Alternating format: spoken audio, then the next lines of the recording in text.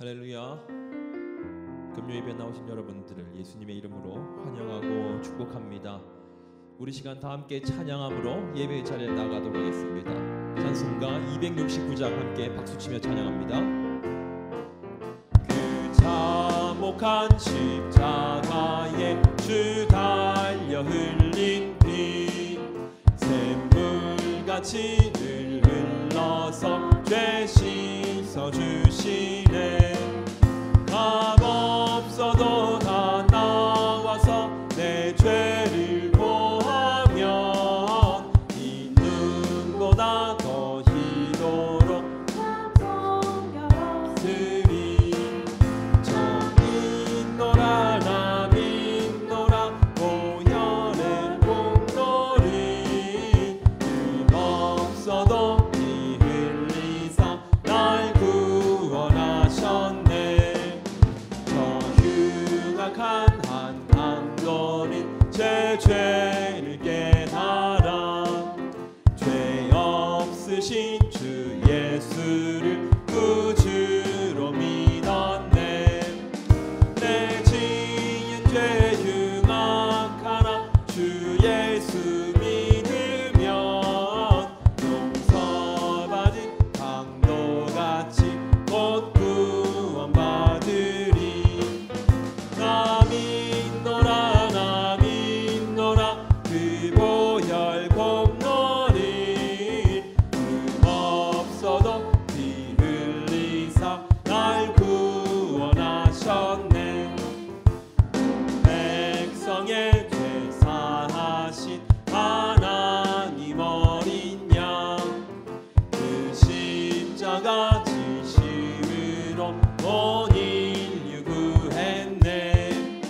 저 영원한 새 나라에 다 같이 모여서 그 검은 곳 한 곡조로 새 노래 부르리.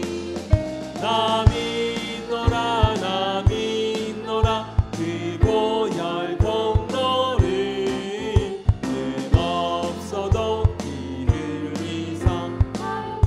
우리 3절 다시 한번 찬양합니다. 온 백성의 죄 사하신 하나님 어린 양. 그 십자가 지심으로 온 인류 구했네. 저 영원한 새 나라에 다 같이 모여서 그 검은 곳 한 곡조로 새 노래 부르리. 믿노라 나 믿노라 그 보혈 공로리. 없어도 피 흘리사 나 믿노라 나 믿노라 나 믿노라 그 보혈 공로리. 없어도 피 흘리사 나의 죄를 씻기니. 나의 죄를 씻기는 예수의 피밖에 없네. 다시 정케하기도 예수의 피밖에 없네. 예수의 흘린 피 날 희게 하오니 귀하고 귀하다. 예수의 피밖에 없네. 나를 정케하기는 예수의 피밖에 없네. 사죄하는 증거도 예수의 피밖에 없네. 예수의 흘린 피 날 희게 하오니 귀하고 귀하다. 예수의 피밖에 없네. 나의 죄 속하기는 예수의 피밖에 없네. 나는 공로 없으니 예수의 피밖에 없네.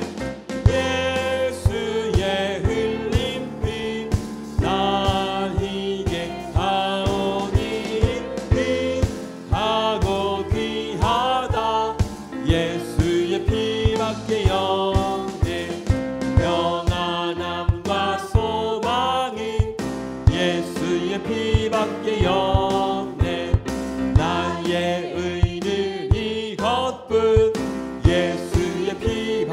없네. 흘린 피 날 이게 하오니 귀하고 귀하다. 예수의 피밖에 없네.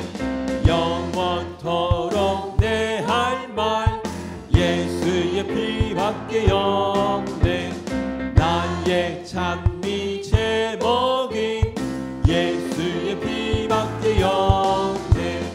예수의 흘린 피 날 이게 하오니 귀하고 귀하다.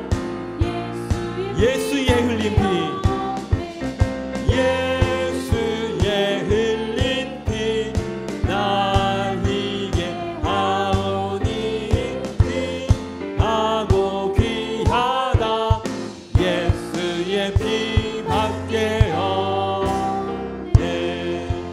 할렐루야. 예수 그리스도의 보혈의 능력으로 말미암아 우리가 승리케 된 줄로 믿습니다.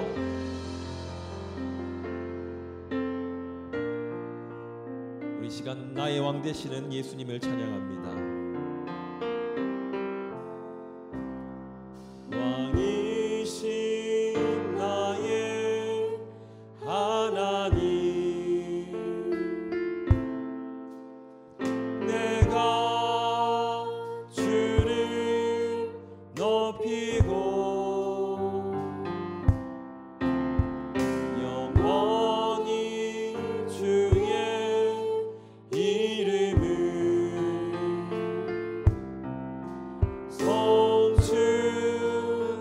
송축하리. 다시 한번 찬양합니다. 왕이신 나의 하나님, 내가 주를 높이고 영원히 주의 이름을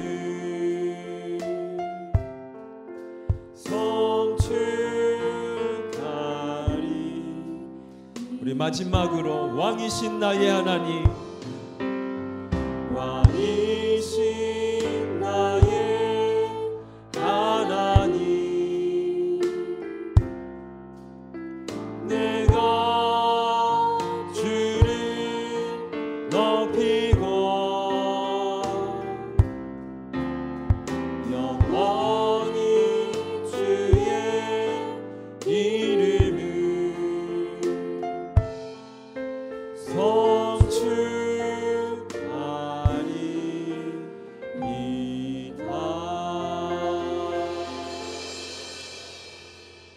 거룩하신 아버지 하나님, 이 시간 주님 앞에 나와 예배하는 성도들을 기억해 주시며 하나님의 거룩한 손으로 축복하여 주시옵소서. 주여 말씀으로 새롭게 하시며 찬양할 때에 우리의 속사람이 뜨거워져서 성령의 충만함을 받는 이 시간 되게 하여 주시옵소서. 이 시간 주님 홀로 영광 받아 주시며 하늘문을 열어 우리 가운데 한량없는 복과 은혜로 함께하여 주시옵소서. 예수님의 이름으로 기도합니다. 아멘. 하나님 말씀 봅니다. 시편 16편입니다. 구약성경 시편 16편 8절에서 11절의 말씀 보겠습니다. 시편 16편 8절에서 11절입니다. 내가 여호와를 항상 내 앞에 모심이여 그가 나의 오른쪽에 계심으로 내가 흔들리지 아니하리로다. 이러므로 나의 마음이 기쁘고 나의 영도 즐거워하며 내 육체도 안전히 살리니 이는 주께서 내 영혼을 수월에 버리지 아니하시며 주의 거룩한 자를 멸망시키지 않으실 것임이니이다.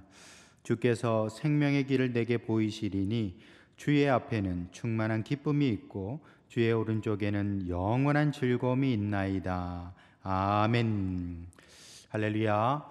이 저녁에 하나님께서 큰 은혜와 축복으로 함께 해주실 줄 믿습니다. 오늘의 시대를 가만히 살펴보면은 참 위로가 필요한 시대라는 것을 우리가 절감하게 됩니다.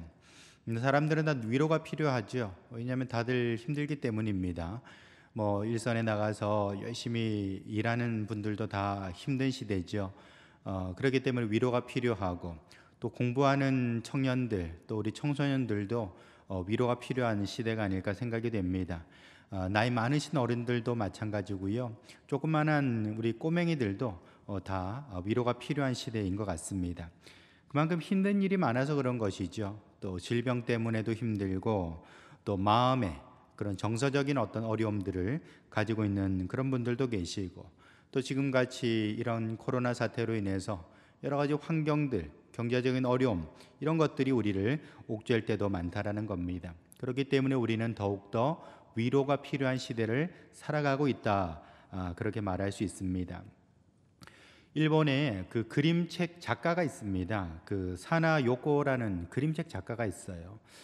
꽤 유명한 작가입니다. 우리나라에도 이제 이분의 책이 번역이 되어서 나와 있는 걸로 알고 있는데요. 근데 이 사나 요코가 유방암에 걸렸답니다. 그래서 이제 가슴을 절제하게 되고 또 항암 치료를 받게 됐던 것이죠. 근데 뭐 가슴 수술 받았을 뿐만 아니라 항암 치료까지 하니까 이제 머리털이 다 빠진 겁니다. 근데 이분이 참 유쾌한 분인 것 같아요. 이분이 이제 자기가 이렇게 또 가슴도 잘라내고 또 머리털도 빠지고 이렇게 항암 치료 받으면서 힘든 그런 시간들을 보내고 있지만 늘 이렇게 유쾌한 얘기를 하고 또 그렇게 이제 살아가려고 노력하는 분이었던 것입니다. 근데 이분이 자신의 그런 처지 속에서 위로로 삼았던 게 뭐냐면요, 좀 상식하고는 맞지는 않는데 술과 담배랍니다. 술과 담배. 그러니까 이제 자기 암에 걸리고 나서 항암 치료 받으면서 머리털 다 빠지고 나니까 내가 이런 참 암이라는 고통을 이렇게 받게 됐는데 뭐 이 정도 나한테 해줘도 되지 않겠냐 하면서 그냥 술 마시고 담배 피고 그렇게 한다라는 것입니다. 글쎄요, 일면 이해는 됩니다. 사람이 또 술이나 담배라는 것이 또 때로는 어떤 그 위안이 될 수도 있겠죠. 그러나 어쨌든 건강에 해로운 건 맞잖아요. 이 건강에 해로운 것을 한다라는 게 좋은 건 아닐 것 같습니다. 여러분, 뭐 이런 분들이 왜 술이나 담배에 의지할까요? 그건 바로 하나님을 모르기 때문에 그런 것이죠. 저와 여러분들은 하나님을 믿는 사람들입니다. 하나님을 믿는다라는 것은 하나님이 나의 위로자가 되어 주시고 나와 함께 주신다라는 것을 우리는 믿는다라는 것이죠. 그러므로 성도 여러분, 우리에게 참 위로가 필요할 때가 있습니다. 남녀노소를 막론하고 또 힘든 세상을 살아가면서 위로가 필요할 때에 우리는 하나님을 위로자로 삼는 그런 성도들 될 수 있기를 예수님의 이름으로 축원합니다. 우리는 살아가면서 위로할 일도 있고요, 또 위로 받아야 될 그런 상황도 있을 것입니다. 그런데 우리가 이런 위로에 대해서 생각을 좀 해보면요, 무엇이 좀 더 나은 위로가 될 것인가, 어떤 위로를 해줘야 좀 제대로 된 위로를 할 수 있고 또 어떤 위로를 받을 때에 우리 마음이 좀 편안해질 수 있는가. 여러분, 이 전문가들이 하는 얘기가 있습니다. 뭐라고 하는 거 하니, 우리가 남을 위로할 때에 막연한 것으로 위로하면 안 된답니다. 구체적인 것으로 위로할 수 있어야 된다는 것이죠. 우리 주변에서 슬픔을 당한 친구들을 만날 수 있겠죠. 가령 시험에 떨어졌거나 원하는 것을 얻지 못했거나 또는 가족의 그런 정말 죽음을 당한 그런 어떤 참 슬픔을 당한 사람들을 주위에 만날 수 있겠죠. 그때 우리가 위로의 말을 해줍니다. 보통 어떤 말을 해주죠? 힘내, 잘 될 거야, 이런 식으로 얘기를 해주게 되죠. 사실 그 이상의 다른 말이 뭐가 있을까 싶습니다. 근데 전문가들이 하는 얘기가 뭐냐면요, 힘내, 잘 될 거야 라는 말은 좀 막연하다라는 것입니다. 그렇죠. 따지고 보면은 엄격하게 말하면 힘내라는 말 또는 잘 될 거라는 말이 좀 막연할 수 있죠. 그러면 어떻게 우리가 위로를 해줘야 되는 거 하니, 언제든지 전화해. 내가 네 번호가 탁 뜨면은 바로 언제든지 받을게. 언제든지 필요하면 전화해 라고 말하는 게 훨씬 더 위로가 된다는 것이죠. 여러분 어떻습니까? 네가 전화하면 언제든지 내가 받겠다라는 말은 좀 더 구체적이죠. 보통 우리가 힘내라는 말, 잘 될 거라는 말은 좀 막연하다고 한다면은 네가 전화할 때, 네가 어떤 아쉬움이 있어서 때로는 괴로움이 있어서 전화할 때에 내가 밤이고 낮이고 언제든지 네 전화는 꼭 받을게 라고 말해준다면 그게 훨씬 더 구체적인 위로가 된다는 것입니다. 그러므로 우리는 막연한 위로가 아니라 좀 구체적인 그런 위로를 해줄 필요가 있다라고 전문가들은 얘기를 하지요. 그런 말이 있습니다. 남에게 밧줄을 던져줄 때는 한쪽 끝을 잡아줘라라는 말이 있어요. 여러분, 그 밑에 우물이라든지 구덩이에 빠진 사람이 있어요. 그러면 그 사람에게 밧줄을 던져주게 되죠. 자, 이거 가지고 이거 잡고서 올라오세요 하고서 밧줄을 던져줍니다. 근데 밧줄만 던져주면 어떻게 되죠? 아무 일도 일어나질 않죠. 밧줄 가지고 어떻게 올라오겠습니까? 여기서 말하는 것은 남에게 밧줄을 던져줄 때는 한쪽 끝을 잡아주라는 겁니다. 여러분 이해가 되십니까? 그러니까 밧줄을 던져줄 때 그냥 밧줄만 던져줄 게 아니라 한쪽 끝을 내가 잡고서는 이 줄 잡고 올라오라고 그렇게 던져줄 수 있어야 된다는 거예요. 여러분 이 말인즉슨 구체적인 위로를 해주라는 겁니다. 나의 행동이 들어간 위로를 해주라는 것이죠. 잘 될 거야, 힘내라고 말하는 것은 그저 밧줄만 던져주는 것이죠. 하지만 언제든지 힘들 때 나한테 전화해, 내가 전화 받아줄게, 네 얘기 들어줄게 라는 것은 그 밧줄의 한쪽 끝을 잡고 있는 게 된다라는 것입니다.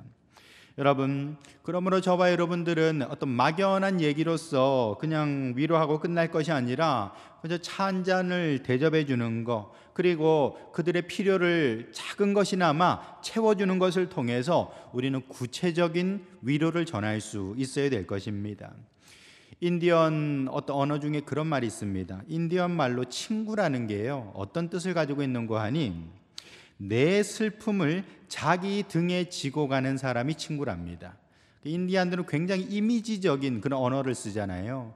그래서 친구라는 뜻이 뭐냐면요, 인디언의 말에는 내 슬픔을 자신의 등에 지고 가는 사람, 그 사람이 친구라는 것이죠. 여러분, 우리가 세상을 살아가면서 때로는 서럽고 때로는 눈물 나고 때로는 정말 마음이 먹먹해서 정말 한숨조차 나오지 않을 때가 있습니다. 그러나 누군가가 내 슬픔을 함께 짊어져 준다면 그거 자체가 위로가 된다는 것이죠. 그러므로 여러분, 저와 여러분들은 위로할 때에 정말 막연한 말로서 위로할 것이 아니라 내가 할 수 있는 그 작은 실천을 담아서 위로해 줄 수 있었으면 좋겠습니다. 그렇게 그들의 손을 잡아주고 토닥여 줄 때에 그것이 참된 위로가 될 수 있다라는 것이죠. 여러분, 오늘 말씀은 다윗의 시입니다. 이 다윗은 하나님을 지금 노래하고 있어요. 근데 하나님 어떤 하나님이십니까? 고난 중에 지켜주신 하나님, 함께 해주신 하나님을 노래하고 있다는 것입니다.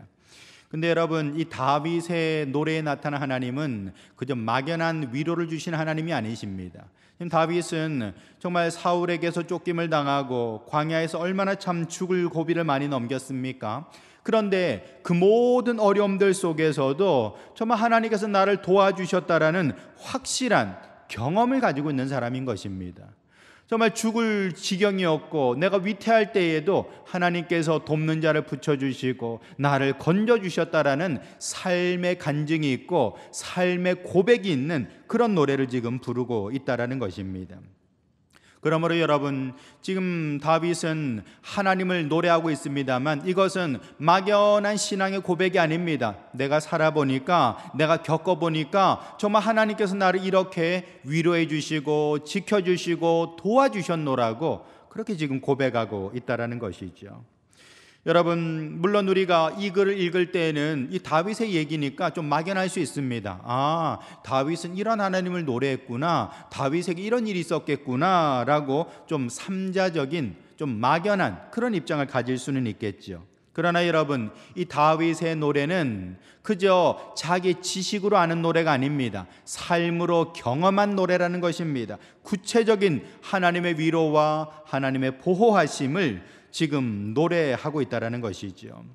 그러므로 저와 여러분들도 오늘 이 말씀을 통하여서 하나님이 어떤 분이신가 구체적으로 알 필요가 있을 것입니다. 하나님이 어떻게 나를 도와주시고 어떻게 나를 지켜주시는지를 구체적으로 알면 알수록 우리는 그 하나님을 구체적으로 기도할 수 있고, 구체적으로 기도할 때에 구체적인 위로와 도우심을 경험할 수가 있게 되는 것이죠.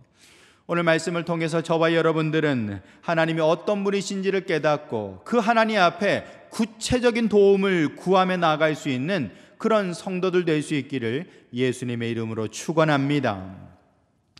첫 번째로 하나님은 나의 힘이 되신다라는 것입니다. 우리 8절 말씀 보시죠. 내가 여호와를 항상 내 앞에 모심이여 그가 나의 오른쪽에 계심으로 내가 흔들리지 아니하리로다라고 했습니다. 하나님이 어디 계시다고요? 항상 내 앞에 계셨다라고 합니다. 그리고 항상 나의 오른편에서 나를 도와주셨다라고 얘기하고 있어요. 내 앞에 계신 하나님, 내 오른편에 계신 하나님이라는 것은 즉 하나님의 권능으로 나를 지켜주신다라는 것입니다.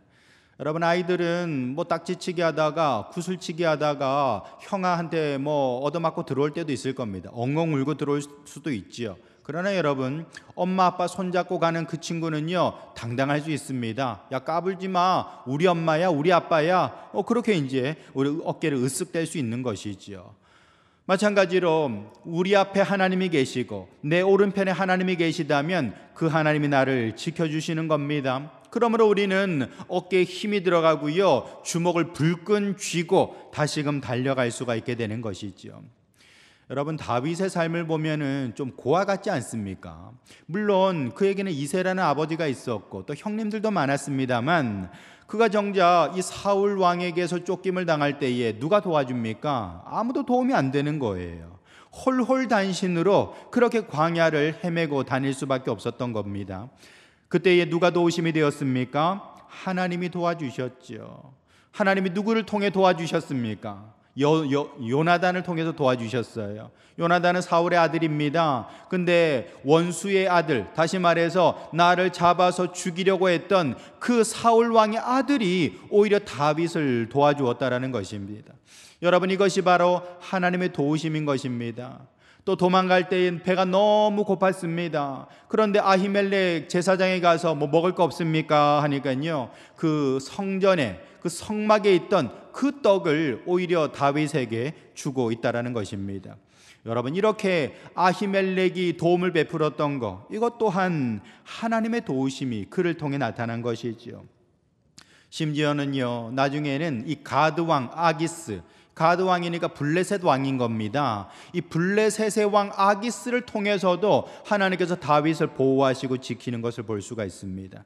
여러분, 이렇게 이 모든 사람들의 도움이 사실은 그 뒤에 하나님이 계시다, 하나님이 함께 하셨다라는 것을 알 수 있는 것이죠. 그러므로 성도 여러분, 지금도 하나님께서는 저와 여러분들을 도와주시는 줄 믿으시길 바랍니다. 혹여라도 여러분들에게 따뜻한 말 한마디 해주는 사람을 만난다면은 아하, 하나님이 저분의 말을 통해서 나를 위로하시는구나. 혹여나 나를 정말 도와주는 손길을 만난다면 아하, 저분의 손길 통하여서 하나님께서 나에게 도움을 베풀어 주시는구나 깨달을 수 있어야 되는 것이죠. 나를 도와주시는 하나님, 우리를 고아와 같이 버려두지 아니하시고 우리 가운데 오셔서 보호하시는 하나님이 나의 하나님인 줄 믿으시길 바랍니다. 여러분, 이스라엘에는요 아이언돔이라고 하는 미사일 체계가 있습니다. 우리나라에는 왜 사드라는 미사일 체계가 있잖아요. 그래서 저기서 미사일이 날라오면은 이 사드 미사일이 가가지고 이렇게 맞춰서 요격을 한다고 하는데, 이스라엘에는 아이언돔이라는 미사일 체계가 있습니다. 정확하게 말하면 이게 단거리 미사일 방어 시스템이에요. 여러분, 이스라엘 주변에 다 원수들밖에 없잖아요. 더더군다나 팔레스타인에 하마스라고 하는 무장 폭력 단체가 있습니다. 거기서 한 번씩 로켓포를 쏘아대면서 공격을 할 때가 있거든요. 근데 그런 로켓을 갖다가 이렇게 막아내는 요격 미사일 체계가 무엇인가? 그게 바로 아이언돔이라는 겁니다. 아이언돔이니까 강철 지붕을 뜻하는 거겠죠. 저쪽에서 미사일이 날라오면은 아이언돔이 감지해서 바로 미사일을 발사해서 이렇게 맞춰서 떨어뜨리게 된다는 것이죠. 이게 방어율이 한 90% 된다고 합니다. 굉장히 높은 방어율을 자랑하고 있고요. 그래서 우리나라에서도 이 아이언돔을 수입을 하느냐 도입을 하냐 어쩌냐 하면서 그런 논의도 있었지요. 여러분, 이런 아이언돔, 이 강철 지붕이 지켜주고 있기 때문에 지금 이스라엘에서는요 저쪽에서 미사일 터지는 소리가 뻥뻥 나도 결혼식 피로연 아무 꺼리낌 없이 계속해서 진행을 한다고 하는 것입니다. 여러분, 이 아이언돔은요 굉장히 비싸다고 해요. 1개 포대를 구성하는 데만 하더라도 한 630억 정도가 된답니다. 그리고 이 미사일, 거기에 사용되는 미사일이 타미르 미사일이라는 건데요. 이 한 발이 가격이 6천만 원이라고 해요. 그러니까 이제 6천만 원짜리 미사일을 쏘아대면서 그렇게 이제 이스라엘을 지켜낸다라는 것입니다. 정말 뭐 630억 원 한 개 포대 구성하는 데만 해도 이 정도 돈이 들고 미사일 한 발 쏘는데 6천만 원이 드니까 엄청난 비용을 지불하는 것이죠. 하지만 안전 보장을 위해서 그 비싼 돈을 기꺼이 지불한다라는 것입니다. 근데 여러분 우리는 어떻습니까? 우리는 이 세상을 살아가면서 누가 지켜주십니까? 하나님이 지켜주시는 것입니다. 그러니까 하나님이 지켜주실 때에 우리 뭐 돈 드는 거 있습니까? 돈 드는 거 없습니다. 하나님은 저와 여러분들을 무료로 지켜주시는 줄 믿으시길 바랍니다. 여러분 다윗을 보세요. 얼마나 연약한 사람입니까? 다윗은 뭐 사실 대단한 사람이 아니지요. 이 사람이 뭐 직업이 뭐 대단한 것도 아닙니다. 목동입니다. 목동. 형님들이 다 사무엘 선지자 앞에서 면접 보고 있을 때에 마지막째 아들, 8번째 아들이었기 때문에 다윗은 밖에서 양치고 있었다라는 것입니다. 그런데 이렇게 연약한 사람, 어찌 보면 그 집안의 가장 막내 아들 응석바지, 근데 그가 나아가서 골리앗과 싸워 이기게 됩니다. 누가 함께 하셨습니까? 하나님이 함께 하신 것입니다. 더더군다나 그가 왕으로서 기름 부음 받고 난 뒤에는 사울왕의 미움을 받아서 도망 다니게 됐었죠. 광야에서 얼마나 힘든 시간들을 보냈는지 모릅니다. 그때도 누가 지켜주신 것입니까? 하나님께서 다윗의 아이언돔이 되어주시는 것이죠. 강철 지붕이 되어서 그 다윗의 삶을 보호해 주셨다라는 것입니다. 그래서 지금 오늘 본문에서 이 다윗은 나를 지켜주신 하나님을 찬양하며 높이고 있다라는 것이죠.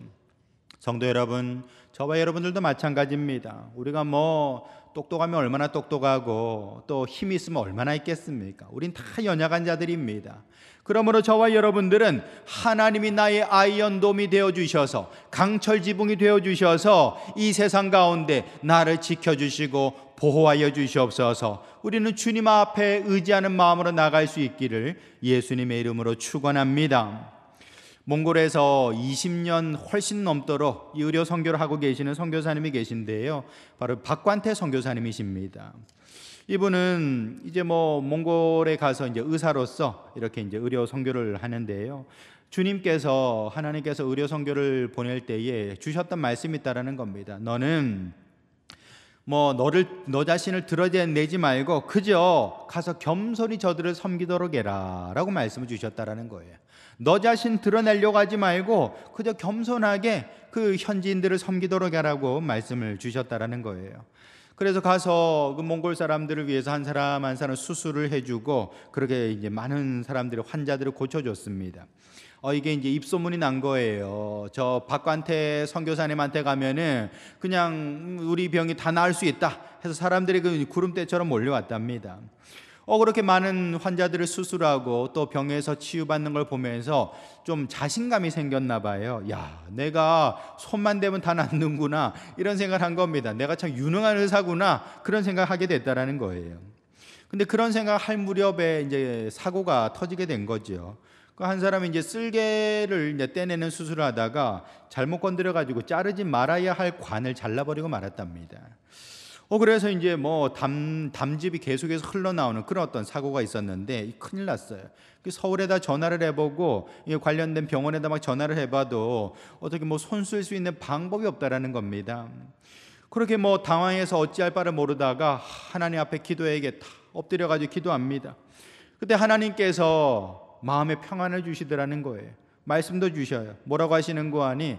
두려워하지 말라. 내가 너를 도우리라. 내가 너를 굳세게 하리라. 내가 나의 오른손으로 너를 도와주리라 말씀하셨습니다. 여러분, 다윗의 앞에 계시고 오른편에 계셨던 하나님께서 지금 박관태 선교사님 그 오른편에 계셔서 함께하리라 말씀을 주셨다라는 거예요. 그래서 마음의 평안함을 얻고 재수술에 들어간 겁니다. 다시금 수술해가지고 결국에는요 수술한 지 15일 만에 그 담즙이 새어나오는 것이 멈추게 되고 그 사람이 회복될 수 있었다라는 것입니다. 여러분, 그럴 때에 정말 이 박관태 선교사님이 그 하나님은 뭐라고 찬양했냐면요, 정말 하나님은 최악의 상황을 최선으로 만드시는 분이십니다 라고 노래했다라는 것입니다. 우리 하나님 어떤 분이십니까? 최악의 상황을 최선으로 만들어 주시는 분이시라는 것이죠. 여러분, 우리가 미련하고 어리석어서 때로는 이런저런 일들을 망쳐놓을 때가 있습니다. 교만에서도 일이 망쳐지고 소심에서도 일이 망쳐질 때가 있겠죠. 그러나 여러분, 하나님 어떤 분이십니까? 우리 하나님은 내 앞에 계시고 내 오른편에 계셔서 나와 함께 해주시는 분이십니다. 그렇게 내가 제대로 처리하지 못한 일들, 그 최악의 상황을 최선으로 바꿔주시는 분, 그분이 우리 하나님이시라는 것이죠. 그러므로 성도 여러분, 저와 여러분들은 나의 힘이 되신 그 하나님이 바로 내 옆에 계심을 깨닫고 그 주님을 의지하며 나아가는 성도들 될 수 있기를 예수님의 이름으로 축원합니다. 두 번째로, 하나님은 나의 복이 되신다라는 것입니다. 9절 말씀 보시면, 이러므로 나의 마음이 기쁘고 나의 영도 즐거워하며 내 육체도 안전히 살리니라고 했어요. 여러분, 여기 보시면 지금 세 가지가 나오고 있죠. 내 마음, 나의 영, 내 육체라고 했습니다. 영, 혼, 육을 말하고 있는 것입니다. 여러분, 지금 우리 안에 있는 모든 것들이 다 하나님 앞에 기쁨을 얻는다, 복을 받는다라고 얘기하고 있지요. 이것이 바로 전인 축복입니다. 전인 축복. 어떤 사람들이 예수 믿으면 내 영혼이 구원받아 천국 간다, 그 정도로만 알고 계신 분도 계세요. 그러나 우리 하나님께서는 예수 그리스도를 통해서 내 영혼 살리실 뿐만 아니라 내 마음에도 평강 주시고 내 육신에도 건강 주시는 줄 믿으시길 바랍니다. 더 나아가서 내 삶에 풍성한 축복 주셔서 좋은 것을 누리고 살도록 하신다라는 것이죠. 이것이 바로 전인 축복입니다. 내 삶의 모든 것이 복을 받는 것이죠. 하늘의 복과 땅의 복을 겸하여 받는다는 말이 바로 이런 것을 얘기하고 있습니다. 다윗을 보세요. 다윗은 내면의 축복받은 사람이었습니다. 사울왕 같은 경우에는 악신이 들어가지고 잠도 잘 못 잤던 것 같습니다. 그렇게 이제 불면증이 있어서 머리도 아프고 정말 삶이 굉장히 괴로웠던 것 같아요.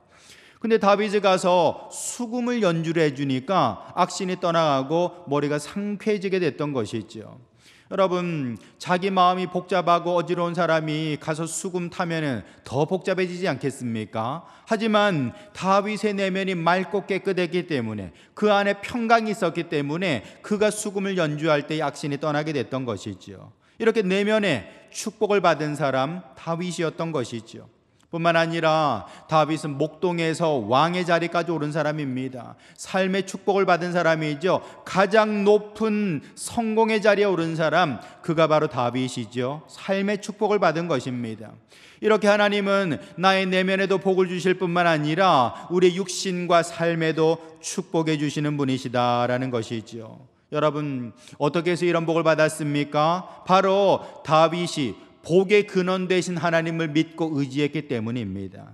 저와 여러분들도 복의 근원 되신, 복의 모든 것 되신 그 하나님을 가까이 할 때에 여러분의 영과 혼과 육이 다 같이 복을 받게 되는 줄 믿으시길 바랍니다. 우리가 인생을 살아가면서 많은 참 어려움들이 있습니다. 그래서 위로가 필요한 것이죠. 여러분, 인생이라는 게 편안한 사람이 과연 있을까요? 저는 없다고 생각합니다. 어떤 사람들인지 간에 여러분 다 골치 아픈 문제들도 있고 어려운 결정을 해야 될 때도 있다는 것입니다. 인생은 그렇게 어려움의 연속, 문제의 연속이라고 말할 수 있겠죠. 하지만 여러분, 우리가 인생 가운데 축복을 받는 비결이 있는데 그것은 바로 극복이라는 것입니다. 한번 따라서 해보시죠. 극복이 축복이다. 극복이 축복이다. 우리 인생에 많은 장애물이 있고 어려움이 있지만 그것을 하나하나 극복해 나아가는 것, 그것이 우리의 축복이 되어진다는 것입니다. 쥐를 가지고 우리 참 실험을 많이 하죠. 참 고마운 동물인 것 같아요, 쥐는요. 근데 쥐를 가지고 실험을 했는데 어떤 실험을 했는가 하니 이제 수조에다가 물을 채우고 거기다 이제 쥐를 빠뜨린 겁니다. 여러분, 근데 어둠 속에서 깜깜한 데다가 이게 수조를 놓고서 그 물을 채우고 쥐를 빠뜨려 놓으니까요, 이 친구가 3분을 못 넘기더라는 겁니다. 이 어둠 속에서 도대체 어디가 길인지도 모르고 헤엄치다 결국에는 포기하고 죽어버리더라는 것이죠. 근데 환하게 밝은 방에다가 그렇게 수조를 놓고서는 물을 담고 쥐를 넣으니까 36시간을 헤엄치더라는 것입니다. 여러분, 무슨 차이가 있지요? 똑같이 물속에 빠진 생쥐 아닙니까? 그런데 빛이 있냐 없냐의 차이로 말미암아 어떤 녀석은 3분 만에 죽어버렸고 어떤 녀석은 36시간이나 헤엄을 치더라는 것이죠. 여러분, 우리가 살아가면서 하나님이 내 앞에 계시다라는 믿음, 하나님이 나와 함께 하신다는 믿음, 하나님이 내게 복 주신다는 믿음이 있다면은 마치 밝은 빛으로 걸어가는 사람들과 같이 우리는 결단코 낙심하지 않을 것입니다. 성도 여러분, 우리 앞이 캄캄하다 할지라도 언제나 주님을 의지하고 주님과 함께 나아가는 성도들 될 수 있기를 예수님의 이름으로 축원합니다. 여러분, 사람도 마찬가지입니다. 우리가 어려움을 만났을 때에 그것을 어떻게 극복하느냐, 어떻게 받아들이느냐에 따라서 그 모든 난관이 나에게 축복으로 변할 수 있다는 것이죠. 다산 정약용 선생을 아실 겁니다. 정말 조선 후기에 정말 대단한 일을 했던 분이죠. 근데 여러분, 이 다산 정약용이 결국 조정에서 쫓겨나가지고 유배를 갔던 적이 있습니다. 여러분, 유배를 떠날 때 다산 정약용이 뭐라고 그랬냐면은, 야, 이제 드디어 마음 편안하게 책 읽을 시간이 왔구나라고 그렇게 얘기를 했다라는 거예요. 드디어 책 좀 읽을 수 있겠구나. 내가 조정에서 일할 때는, 공무를 담당할 때는 너무 바빠가지고 책 읽을 시간도 없었는데 이제 유배를 떠나니까 거기서 책이나 실컷 읽을 수 있겠구나, 그렇게 얘기했다라는 거예요. 여러분, 그렇게 다산 정약용은요 18년 동안 유배 생활을 했는데 그 유배 생활을 통해서 엄청나게 훌륭한 저술들을 바로 그 유배 생활 동안에 써낼 수가 있었다라는 것이죠. 여러분, 우리 앞에는 많은 역경이 있습니다. 그 역경과 어려움들, 그것을 내가 그냥 역경으로 받아들이고 고난으로 받아들이면서 좌절해 버린다면은 그 속에 숨어있는 축복을 받아 누릴 수 없어요. 여러분, 언제나 나에게 축복은 역경의 모습으로, 고난의 모습으로 찾아오기 마련입니다. 그렇다면 내가 그것을 한꺼풀 벗겨낼 때에, 한 단계 뛰어넘을 때에 그것이 나의 축복으로서 나타나게 되는 것이죠. 그러므로 성도 여러분, 역경을 잘 극복해서 축복으로 바꾸는 성도들 될 수 있기를 예수님의 이름으로 축원합니다. 일본의 그 도쿄 대학교라고 제일 아주 똑똑한 친구들이 가는 대학교죠. 이 도쿄 대학교에서 이제 최우수 성적으로 이렇게 졸업한 청년이 있었답니다. 이 도쿄대를 수석으로 졸업해서 그가 어디에다가 원서를 썼는고 하니 미쯔비시 그룹에다가 원서를 쓴 거예요. 마쓰시다 그룹에다 원서를 쓴 겁니다. 이 마쓰시다 그룹에 이제 원서를 쓰고서는 이제 결과를 기다리고 있었죠. 그런데 불합격 통지를 받은 겁니다. 아니, 도쿄대학교, 우리로 치면 서울대 아닙니까? 최고 대학교의 최우수 장학생으로 이렇게 졸업한 사람인데, 근데 그 미쯔비시 그 그룹에다가 이렇게 마쓰시다 그룹에다가 이렇게 원서를 넣었을 때 떨어지고 말았다라는 거예요. 그래서 너무 참 괴로운 나머지 결과 발표가 난 다음 날 이렇게 싸늘한 시신으로 발견이 됐답니다. 수면제를 털어먹고서는 이제 목숨을 던져버리고 만 것이죠. 근데 그 다음 날 어떤 통보가 왔는고 하니 전산 오류로 합격인데, 최우수 합격인데 어떻게 전산 오류로 그림에 빠져버리고 만 겁니다. 그래가지고 이 전산 오류로 이렇게 다시 합격 통지가 날라왔다라는 거예요. 근데 날라오면 뭐합니까? 결국에는 그 사람은 싸늘한 시신이 돼버리고 말았다라는 것이죠. 근데 이 사건이 한번 이제 대석특필이 되고 그런 어떤 참 이슈가 됐던 적이 있었는데, 그때 마쓰시다 고노스케 회장, 마쓰시다 그룹의 그 회장이 뭐라고 그랬냐면은 아주 의외의 말을 했답니다. 그 청년이 정말 이렇게 전산 오류로 이렇게 참 유명을 달리한 것은 너무나도 안타까운 일이다. 그리고 조의를 표한다라고 얘기하면서 그렇게 하면서, 그러나 그 청년이 우리 회사 들어오지 않은 것은 참 우리 회사 입장으로 보면 참 다행이라는 겁니다. 왜냐하면 도쿄 대학교의 최우수 성적으로 졸업을 했다면은 아무래도 이 마쓰시다 그룹의 가장 좋은 부서에 들어가지 않겠습니까? 그 좋은 부서에 들어가서 가장 엘리트 코스를 밟아 나가겠는데, 그러나 그렇게 중요한 일을 하다가 또다시 역경을 만나고 어려움을 만난다면은 결국에는 또다시 자기 삶을 던져버리지 않겠는가? 그랬다면은 얼마나 회사가 큰 어려움을 겪게 되겠는가라고 말했다라는 것이죠. 한마디로 말해서 이 정도 역경에 흔들리는 사람은 결국에는 받을 축복이 없다라는 말 아니겠습니까?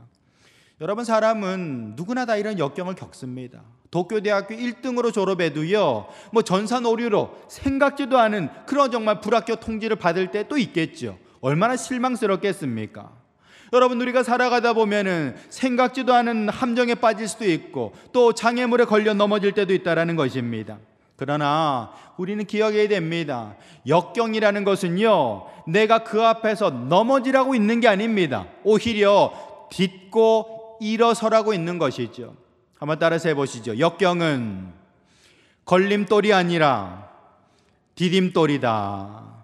여러분, 우리가 역경 만났을 때에 거기에 걸려 넘어지고 좌절하라고 있는 것이 아니라 그걸 넘어서라고, 그 과정을 통해서 성장하라고 우리에게 그런 역경이 찾아오는 것입니다. 이것을 잘 생각한다면 역경을 만났을 때에도 우리는 인내하고 다시금 털고 일어날 수 있어야 되는 것이죠. 이런 사람들을 역경지수가 높은 사람이다, 그렇게 얘기하는 것입니다. 우리 사람의 능력을 측정하는 여러 가지 어떤 판단 기준들이 있잖아요. 지능지수도 있고 감성지수도 있고 또 도덕성지수도 있고 여러 가지 어떤 지수들이 있습니다. 근데 역경지수라는 것도 있어요. 역경지수가 뭐냐면요, 역경을 이겨내는 끈기와 도전정신이 어떠하냐 하는 것입니다. 여러분, 저와 여러분은 하나님을 믿는 사람입니다. 그렇다면은 내 앞에 많은 어려움들이 있고 역경을 만나지만 하나님의 함께 하심을 기억하고 우리는 믿을 때에 우리 역경 지수가 올라가게 되고 역경을 이겨낼 수 있는 것이지요.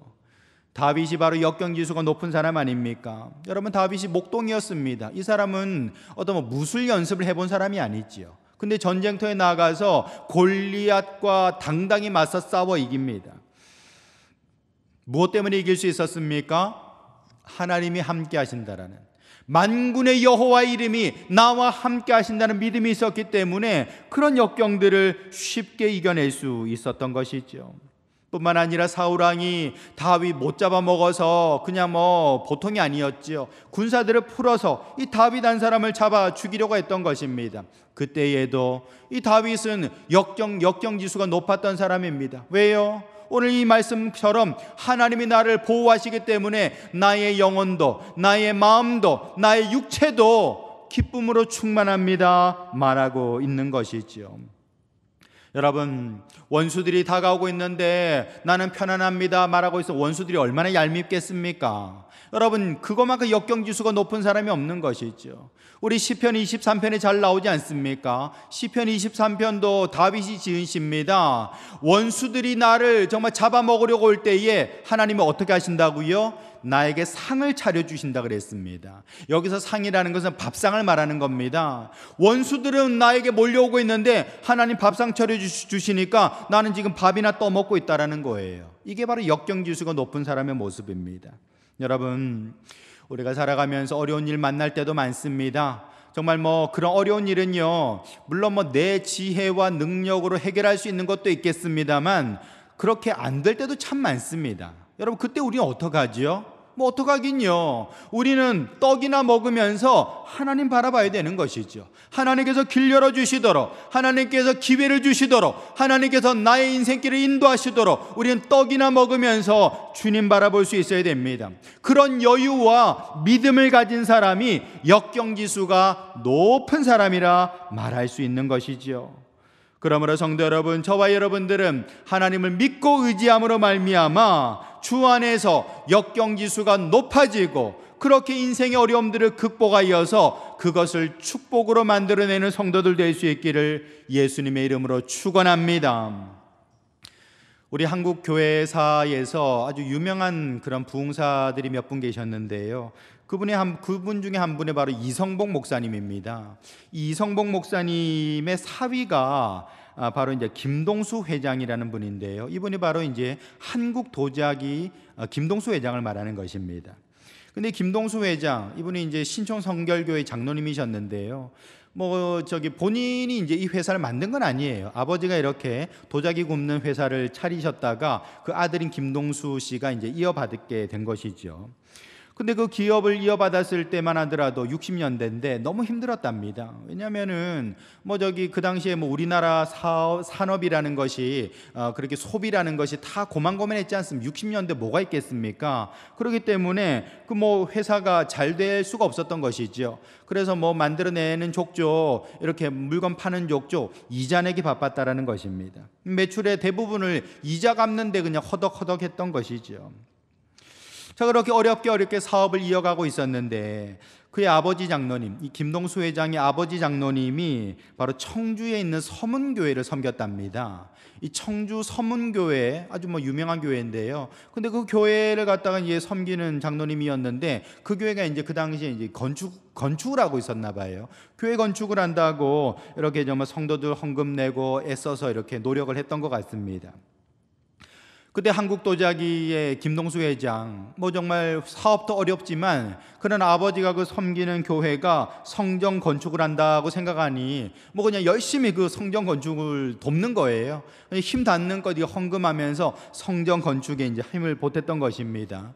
더더군다나 그 당시에 또 60년대에 가마가, 이 도자기 굽는 가마가 터지는 사고가 있어가지고 참 회사가 어려웠던 때였는데 그럼에도 불구하고 이렇게 정말 교회 건축에 헌신을 했다라는 것입니다. 이런 사정을 누가 이제 듣게 됐는가 하니 길보른 선교사님이라고요. 외국 선교사님인데 그 길보른 선교사님이 이런 김동수 회장의 그런 어떤 사정 또는 그런 어떤 모습들 이건 이제 알게 된 거예요. 그 감동을 받아가지고 이 선교사님이 누구 돈인지 잘 모르겠지만 2만 달러, 그 당시 60년대 70년대 그 2만 달러 그 거금을 이렇게 후원을 하게 됐답니다. 그걸 통해서 새로운 기계를 들여오게 되고요. 그렇게 만들어낸 게 뭐냐면 본 차이나라고, 제가 어렸을 때도 이게 본 차이나 참 많이 들었습니다. 그 한국 도자기에서 이 본 차이나를 만들어내게 됐던 것이죠. 이걸 통해 가지고 우리나라에서도 크게 히트를 치고요. 또 세계 그런 어떤 무대에서도 이렇게 인정을 받아 가지고 수출도 많이 하게 됐다라는 겁니다. 여러분, 결국에는 이 김동수 회장이 정말 사업도 어렵고 정말 너무너무 어렵지만 그래도 나는 하나님을 믿는 사람, 나는 하나님을 의지하는 사람이라고 고백하면서 교회 짓는 데에 헌신했더니만 오히려 하나님께서 길을 열어주시고 그 모든 어려움들을 이겨낼 수 있도록 만들어주셨다는 것입니다. 여러분, 우리 앞에도 여러 가지 역경이 있습니다. 크고 작은 역경들, 또 다른 사람들에게 말하지 못할 수 있는 그런 어떤 역경들을 만날 수 있죠. 하지만 여러분, 그것을 극복하는 것이 곧 축복이 된다라는 겁니다. 극복하면 축복이 된다라는 거예요. 여러분들이 역경을 만났을 때에 물론 내 힘으로는 안 되죠. 내 지혜로는 다 안 될 것입니다. 그러나 하나님을 바라보시고 하나님을 의지할 수 있기를 축원합니다. 그렇게 하나님을 믿는 마음으로 역경을 극복하면 그 모든 것이 나에게 축복이 되는 줄 믿으시길 바랍니다. 세 번째로 하나님은 영광의 하나님이 되신다라는 것입니다. 우리 11절에 보시면 주께서 생명의 길을 내게 보이시리니 주의 앞에는 충만한 기쁨이 있고 주의 오른쪽에는 영원한 즐거움이 있나이다 라고 했어요. 주의 앞에 기쁨이 있고 주의 오른쪽에도 즐거움이 있다라는 것입니다. 하나님이 영광 받으신다라는 것입니다. 여러분, 하나님은 언제 영광 받으십니까? 바로 주의 자녀들이 잘 될 때 영광 받으시는 거예요. 주의 자녀들이 예배할 때 영광 받으시는 겁니다. 주의 자녀들이 찬양할 때 영광 받으신다라는 것이죠. 여러분, 자녀들이 잘 돼가지고 상을 받고 1등으로 졸업하고 어디 가서 메달 따오고 하면은 부모의 마음에 기쁨이 충만하게 되는 것이죠. 그게 바로 영광이 되는 것입니다. 자녀들이 잘 되는 게 부모의 영광입니다. 성도들이 잘 되는 게 하나님의 영광인 줄 믿으시길 바랍니다. 한번 따라서 해보시죠. 내가 잘 되는 게 하나님의 영광이다. 여러분, 그렇습니다. 여러분들이 학교에서 1등 하면요 하나님 영광 받으세요. 여러분들이 재벌되면 하나님 영광 받으십니다. 여러분들이 시장 되고 대통령 되면 하나님 영광 받으십니다. 여러분들이 무엇을 하든지 최선을 다하며 하나님을 찬양하며 주님의 이름을 드러낼 때에 하나님은 그것으로 영광 받으시는 것이죠. 그러므로 여러분, 저와 여러분들은 하나님의 영광을 위해서 잘 될 수 있기를 축원합니다. 한번 따라서 해봅시다. 잘 됩니다. 여러분, 우리는 잘 돼야 돼요. 왜냐하면 내가 잘 되는 게 하나님의 영광이기 때문에 그런 것이죠. 다윗은 목동이었습니다. 그럼 목동 누가 알아줍니까? 목동은요, 참 직업 중에서도 굉장히 무시당하는 직업이었습니다. 예수님 시대만 하더라도 목동의 법정 증언은 채택되지 않았습니다. 왜냐하면 목동은 워낙 거짓말을 많이 하는 사람이다 무시를 당했기 때문에 그 사람들이 아무리 두 사람 세 사람 와서 내가 봤습니다, 들었습니다, 그 증언으로 채택되지 않습니다. 근데 여러분, 다윗은 목동이었지만 하나님의 은혜 가운데 왕이 됐어요. 성공한 사람이죠. 그것이 영광이 된다라는 것입니다. 다윗은 연약한 사람이었습니다. 그러나 전쟁터 나가서 골리앗을 쓰러뜨렸어요. 이것이 바로 영광이 되었다라는 것이죠.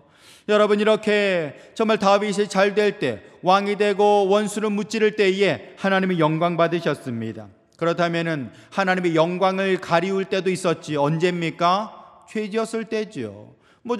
바세바와 함께 통음하고 더러운 죄를 지었을 때에 그게 바로 하나님의 영광을 가리는 게 되는 것 아닙니까? 여러분, 우리 삶도 마찬가지입니다. 내가 죄를 지으면 하나님의 영광을 가리는 게 되고요, 내가 잘 되면 하나님께 영광이 되는 것입니다. 여러분, 우리는 하나님 얼굴에 먹칠하시겠습니까? 아니면 하나님의 얼굴을 드러내고 영광 올려드리시겠습니까? 저와 여러분들은 죄를 떠나서 내 삶 속에 잘됨으로 말미암아 하나님께 영광 올려드리는 성도 될 수 있기를 주님의 이름으로 축원합니다. 임영서 집사님이란 분이 계세요. 이 죽이야기라고 아시죠? 여러분, 이 죽이야기를 창업한 사람이 임영서 대표입니다.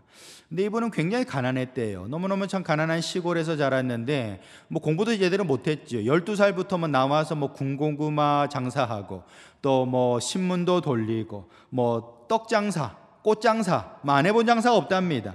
하여튼 별의별 장사를 다 하면서 그렇게 정말 생계를 이어갈 정도로 힘들게 자랐다라는 것입니다. 근데 그렇게 참 가난한 집안이었지만 어머니가 참 믿음이 좋았던 분인 것 같아요. 그래서 이 어머니가 항상 밥상머리에서 이 자녀들에게 믿음의 교훈을 들려주신답니다. 그 중에 기억나는 게 뭐냐면요, 이 젓가락을 갖다가 이렇게 세워보라는 거예요. 젓가락이 어떻게 쓰겠어요? 못 쓰죠. 그런데 이 손으로 딱 잡고 있으면 젓가락이 쓰잖아요.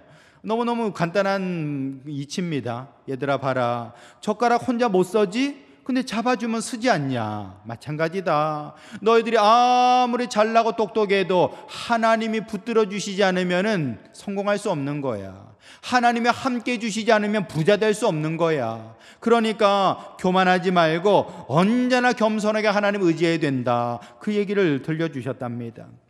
그 말씀 붙들고 정말 하나님 의지하면서 열심히 노력해서 죽이야기라는 아주 프랜차이즈 사업으로 크게 성공을 하게 됐죠.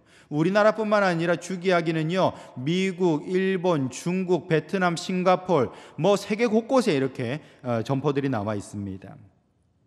여러분, 그러므로 저와 여러분들도 마찬가지입니다. 우리가 정말 이 땅 가운데 살아가면서 열매를 맺어야 되는 거예요. 어떤 열매예요?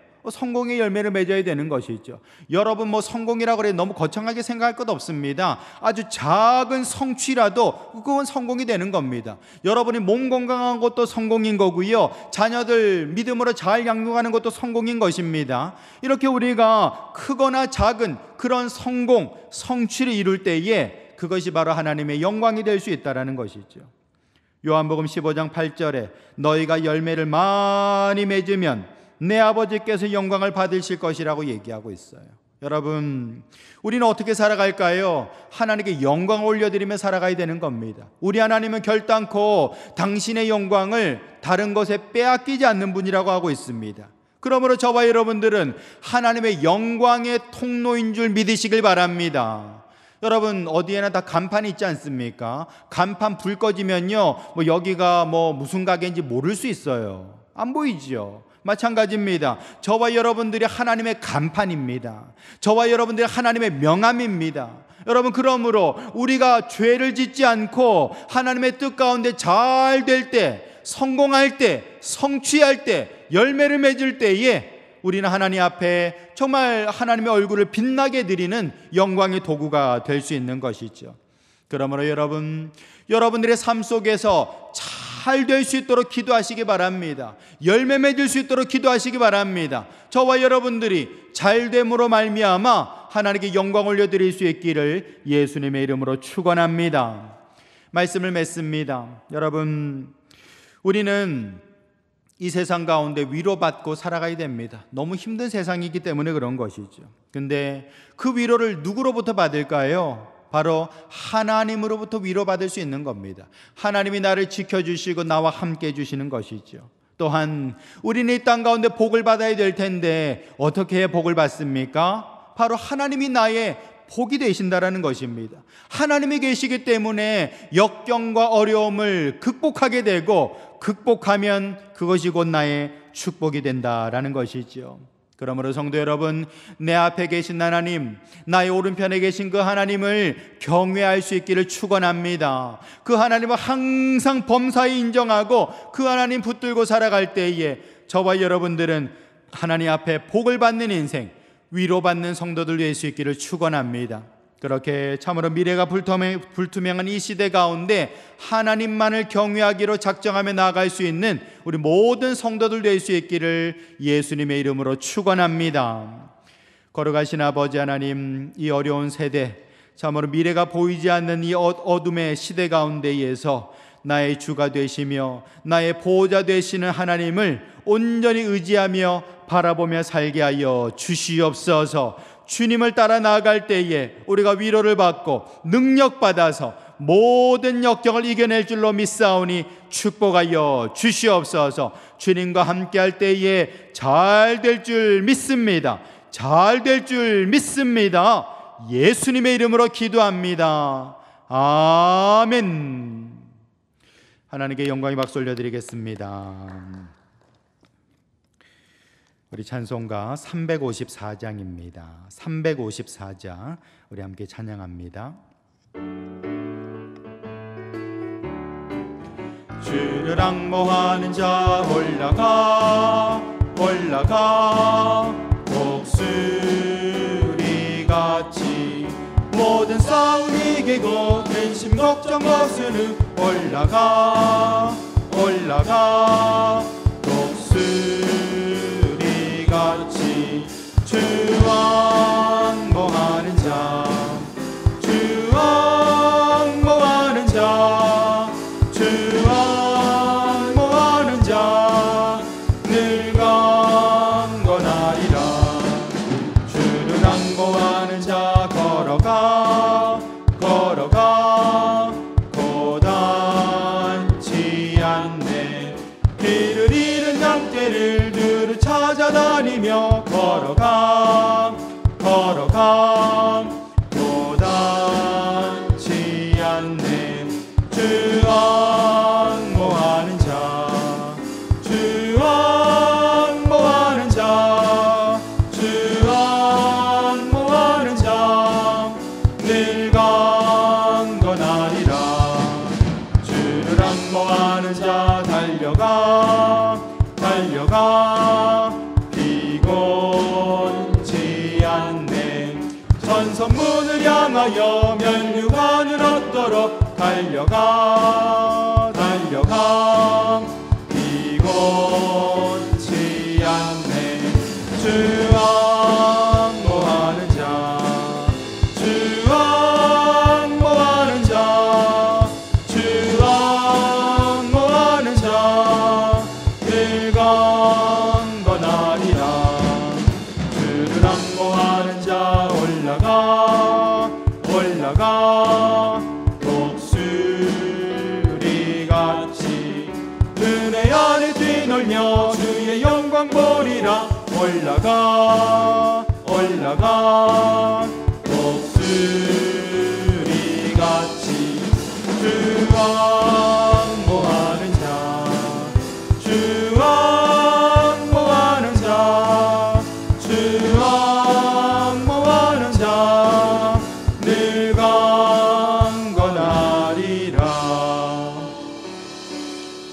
오늘 받은 말씀 말씀을 생각하시면서 나의 위로가 되시고 나의 힘이 되시고 나의 복이 되시는 하나님을 항상 경외하며 살겠습니다. 우리 두 손 높이 들고 주여 주여 세 번 부르짖고 간절히 기도하며 나아갑니다. 주여